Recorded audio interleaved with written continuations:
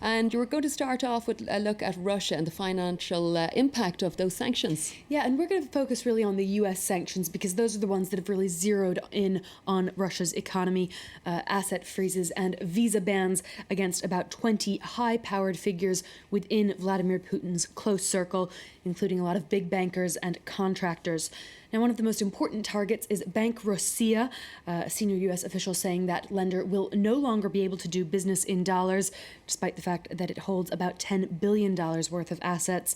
Also, in the wake of those sanctions, Visa and MasterCard have, without notice, cut off services for payment transactions for clients of Bank Rossiya. So an impact on real people there in Russia for the moment.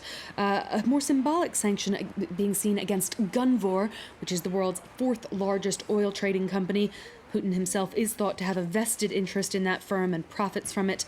Among the 20 blacklisted names are billionaire Gennady Timchenko, who until very recently was a co-owner of Gunvor. Earlier this week, he sold off his 45% stake, apparently in an effort to try and limit his exposure to pending sanctions.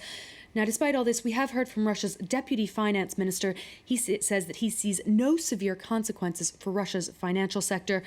The ratings agency Fitch, though, has already taken action, downgrading Russia's outlook from stable to negative. Some very quick deals being made there in Russia. Kate, how's that all impacted on the markets? We've seen a big impact in Moscow already. The Mikex index in Moscow was hit immediately. It opened down 1.7% in the early moments of trading. Now, as you can see there, down well over 3.5%.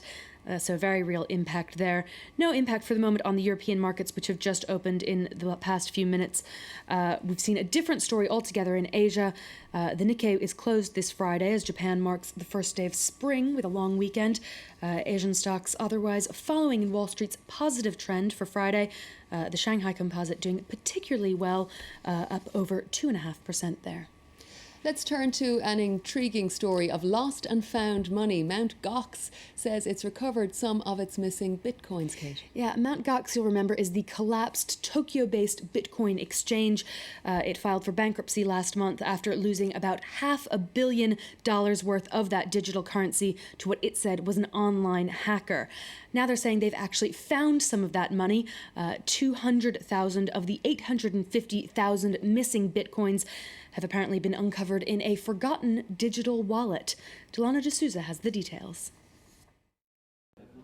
In a notice posted on its website, Mt. Gox had some good news to offer. The online Bitcoin exchange says it's discovered missing bitcoins in a forgotten offline wallet. In February, the company said 850,000 bitcoins went missing as a result of theft. It's now recovered 200,000. At current market prices, that's worth around $120 million. The discovery was made on the 7th of March, a week after Mt. Gox filed for bankruptcy. The timing of the announcement has raised some eyebrows. It comes one day after a judge in Chicago overseeing a lawsuit against the company allowed the exchange's Bitcoin movements to be tracked. The rediscovery of the missing Bitcoin is potentially good news to investors who use Mt. Gox to trade. Bitcoin has suffered setbacks with Mt. Gox's problems. Well-known economist Nouriel Roubini has become a strong critic. Earlier this month, he took to Twitter saying Bitcoin isn't a currency, it's a Ponzi game and a conduit for criminal and illegal activities, and it isn't safe given its hacking. Analysts believe stricter regulation could help prevent other online exchanges from going Mt. Gox's way. Leave it to them. Let's have some other business news now, Kate, starting with a report on the health of America's banks. Yeah, all but one of America's 30 largest banks were given a passing grade by the Federal Reserve after a series of stress tests. Only Zions Bancorp was deemed unfit to weather another severe recession.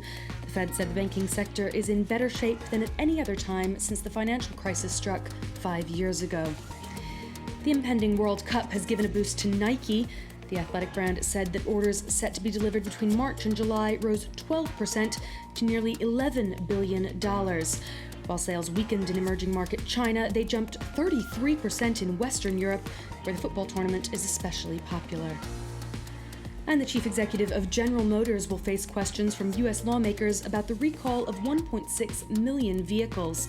Mary Barra will testify on April 1st before a House of Representative panel that's investigating an ignition problem in some GM cars that's been linked to 12 fatalities.